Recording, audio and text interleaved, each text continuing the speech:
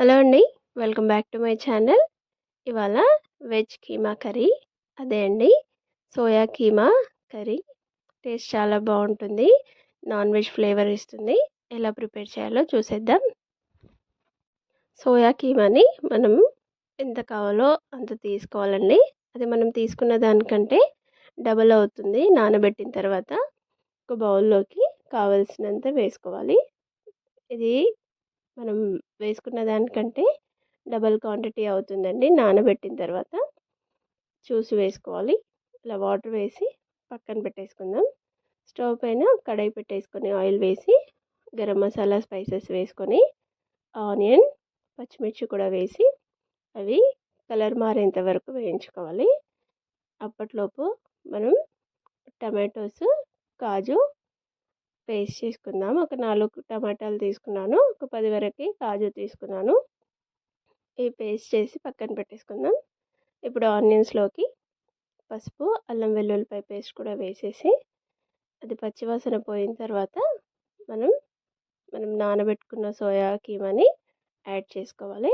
చూడండి, ఇలా వాటర్ అంతా తీసేస్తూ పొడి పొడిగా చేసి వేయాలి. నేను చెప్పాను కదండి, ఇది మనం వేసిన దానికంటే డబల్ అవుతుంది అనేసి. ఇలా అంతా వేసుకున్న తర్వాత ఒకసారి ఇంత కలిపేసుకోవాలి.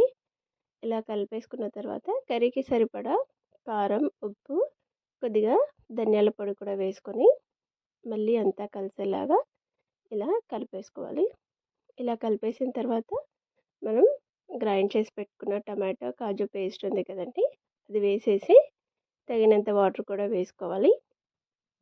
అంతా ఇలా టమాటో పేస్ట్ అంతా కర్రీలోకి కలిసిపోవాలి. ఇది మనం పచ్చివాసన పోయేంత వరకు ఉడికించుకోవాలండి. టమాటోస్లోంచి ఇది కొద్దిగా ఉడుకుతున్న టైంలో అందులోకి కొత్తిమీర, పుదీనా, కరివేపాకు, అలాగే కొద్దిగా కసూరి మేతి వేసుకోవాలి. కసూరి మేతి లేని వాళ్ళు స్కిప్ చేయండి.